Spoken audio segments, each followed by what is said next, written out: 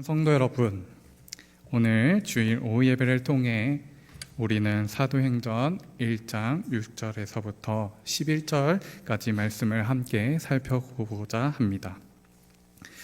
이 말씀은 부활하신 예수님께서 승천하시기 직전 제자들에게 주신 마지막 당부로 우리 그리스도인들이 이 땅에서 어떻게 살아가야 할지 분명하게 보여줍니다. 짧지만 깊은 이 말씀 속에는 우리가 붙들어야 할 삶의 방향과 목적이 담겨 있습니다. 오늘 증인된 삶이라는 제목으로 말씀을 나누며 저와 여러분 모두가 예수 그리스도를 분명히 증언하는 삶을 살아가는 은혜를 함께 누리시기를 간절히 소망합니다. 오늘 본문 6절 말씀, 그들이 모였을 때에 예수께 여쭈어 이르되 주께서 이스라엘 나라를 회복하심이 이때니까 하니. 사랑하는 성도 여러분, 예수님께서는 부활하신 후 40일 동안 제자들과 함께 하시며 하나님의 나라의 일에 대해 말씀해 주셨습니다. 그런데도 제자들의 관심은 여전히 눈에 보이는 현실, 곧 세상적인 기대에 머물러 있었습니다. 그들은 로마 제국의 압제에서 벗어나 이스라엘의 옛 다윗 왕조의 영광을 다시 회복하기를 바라고 있었습니다. 이러한 기대는 단지 제자들만의 것이 아니라 당시 유대 사회 전반에 걸쳐 퍼져 있던 메시아 사상과 깊이 관련이 있습니다. 유대인들은 구약의 예언을 따라 메시아가 오시면 이스라엘을 구원하고 강력한 왕국을 세울 것이라고 기대했습니다. 예수님의 기적과 부활은 그들의 이러한 소망을 더욱 부풀게 했을 것입니다. 그런 점에서 제자들의 질문은 인간적으로 충분히 이해할 수 있는 반응이기도 합니다.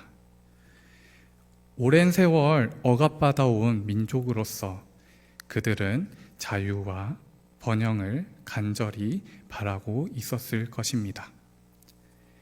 그러나 예수님께서 이 땅에 오신 목적은 단순히 정치적 해방이나 민족의 회복이 아니었습니다. 그분의 사명은 죄로 인해 하나님과 단절된 인류를 구속하시고 하나님의 통치와 은혜가 임하는 참된 하나님의 나라를 세우는 것이었습니다. 예수님께서 말씀하신 하나님 나라는 인간의 권력이나 영광을 추구하는 세상의 나라와는 본질적으로 다릅니다. 그것은 의와 평강과 희락이 충만한 하나님 중심의 나라이며 하나님과의 온전한 관계 회복을 통해 이루어지는 영원한 나라입니다.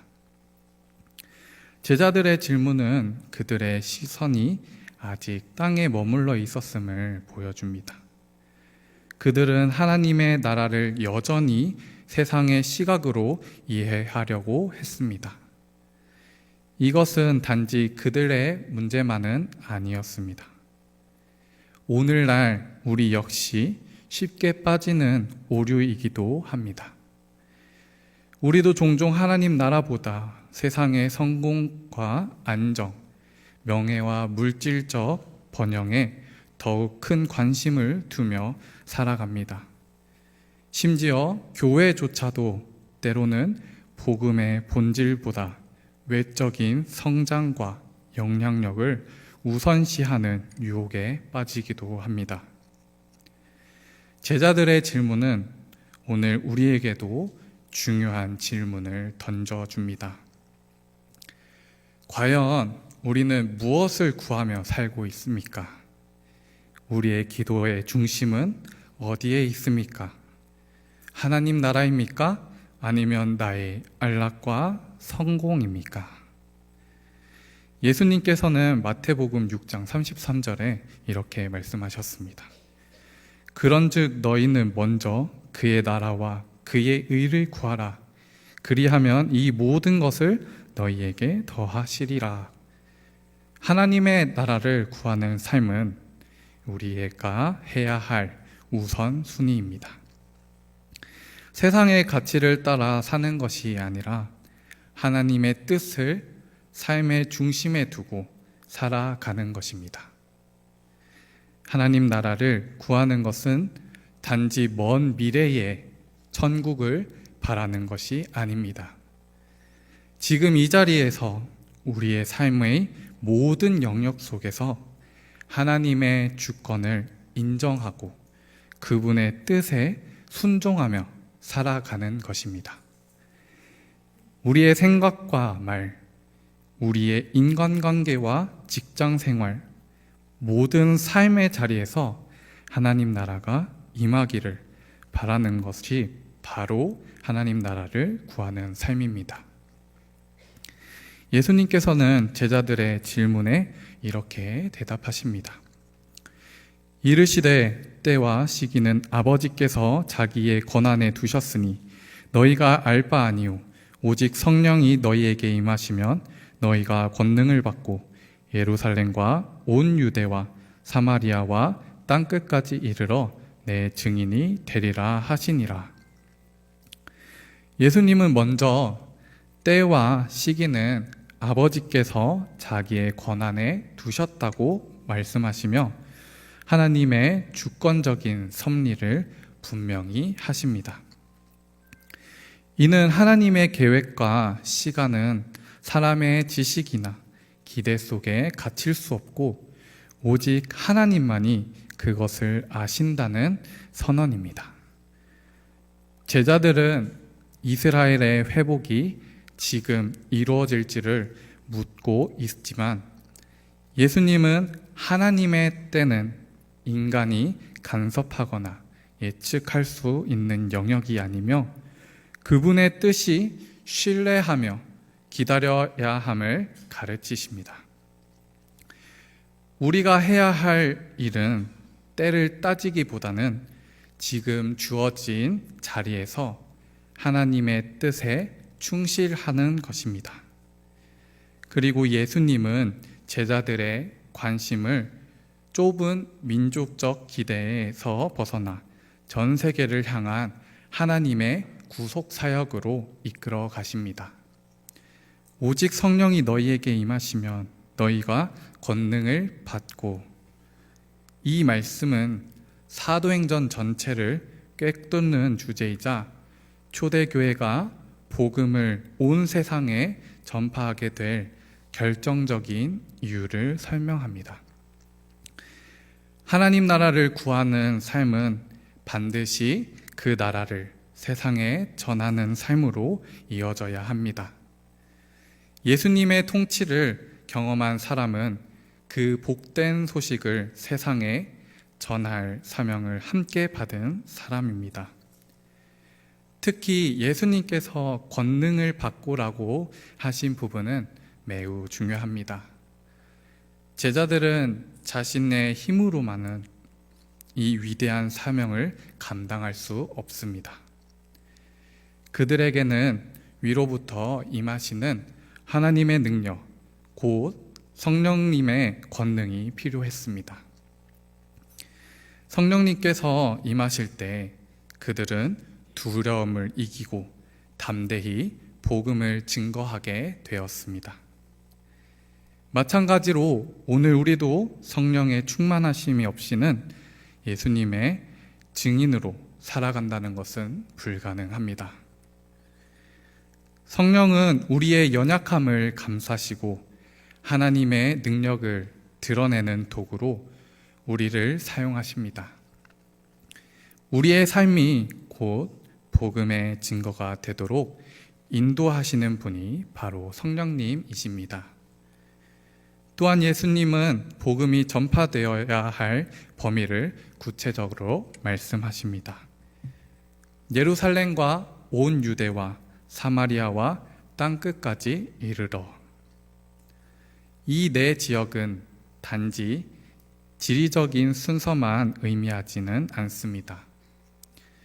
예루살렘은 제자들이 가장 가까이 있었던 삶의 자리였고, 유대는 그들의 민족 전체를 상징하며, 사마리아는 갈등과 분열의 상징이자 소외된 이웃을 의미했습니다. 마지막으로 땅끝은 모든 민족과 열방, 전 인류에게 이 복음이 전해져야 함을 뜻합니다. 이것은 오늘 우리에게도 동일하게 주어진 사명입니다.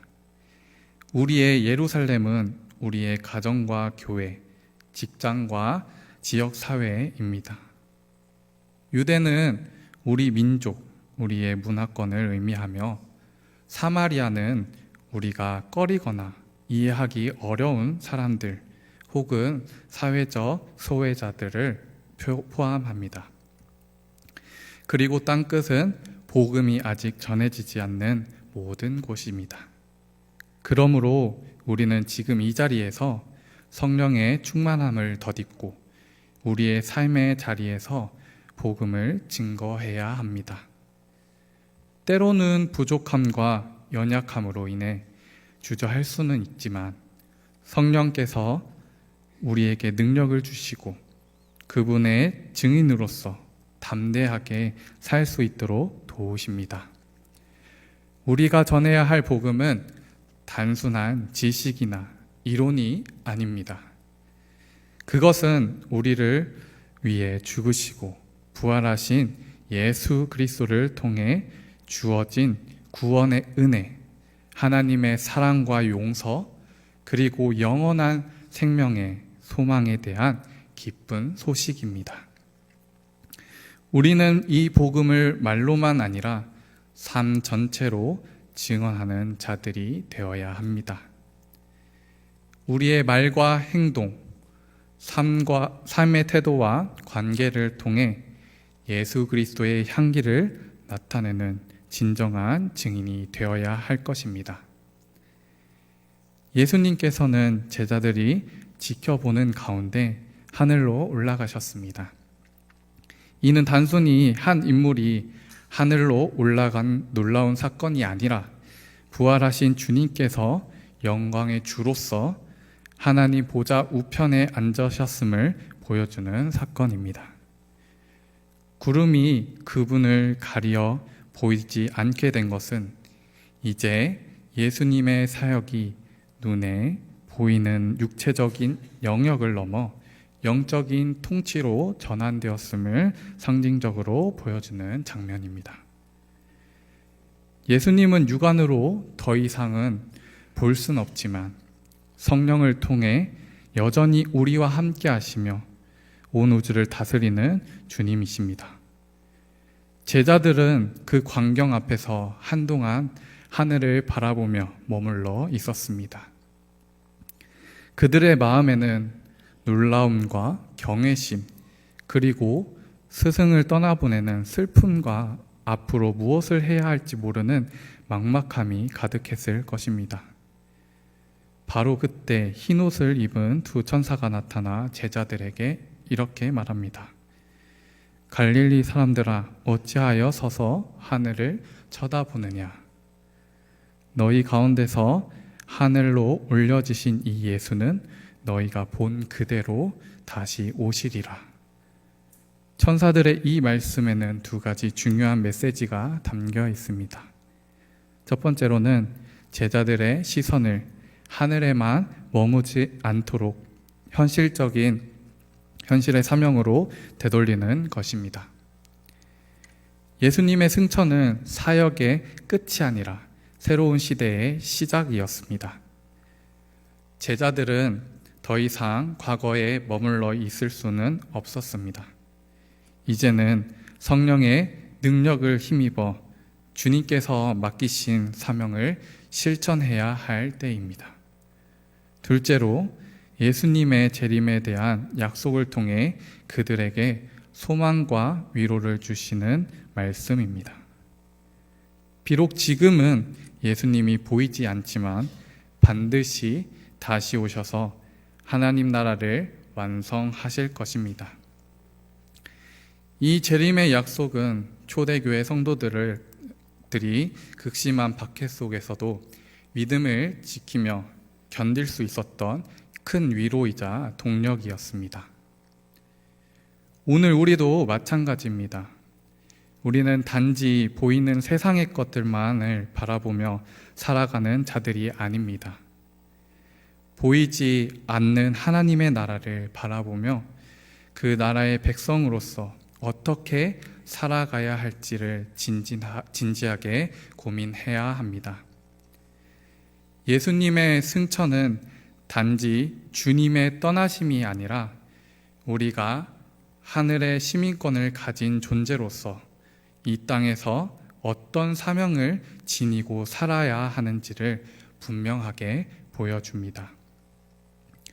우리는 다시 오실 주님을 기다리며 우리의 삶 속에서 복음을 드러내는 증인으로 살아가야 합니다. 이제 우리는 하늘만 바라보며 과거에 머물러 있을 것이 아니라 오늘 우리에게 주어진 삶의 자리에서 성령의 능력을 의지해 담대히 나아가야 합니다. 가정과 직장, 교회와 사회 속에서 예수 그리스도의 사랑을 실천하고 복음을 전하는 삶을 살아갈 때 하나님 나라가 우리를 통해 확장되어 갈 것입니다. 사랑하는 성도 여러분, 성령의 충만함을 구하십시오. 하나님 나라를 삶의 중심에 두십시오.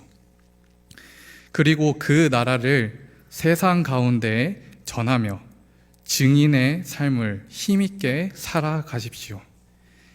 그리하여 다시 오실 주님 앞에 신실한 증인으로 서는 저와 여러분 되시기를 주님의 이름으로 간절히 축원합니다. 우리 함께 기도하겠습니다. 하나님 아버지, 오늘 말씀을 통해 우리에게 주신 귀한 사명을 다시금 깨닫게 하시니 감사합니다. 우리의 삶이 하나님 나라를 구하며 그 나라를 전하고 영원한 하나님 나라를 소망하는 증인의 삶이 되게 하옵소서. 성령의 능력으로 우리의 연약함을 덮으시고 담대함과 지혜로 이 세상 속에서 예수 그리스도를 증거하게 하옵소서. 우리의 가정과 일터, 모든 삶의 자리에서 하나님의 나라가 이루어지기를 간절히 원하오니 주님 역사하여 주시옵소서. 다시 오실 주님을 기다리며 믿음으로 살아가는 모든 성도들 되게 하여 주시옵소서. 예수 그리스도의 이름으로 기도드립니다. 아멘.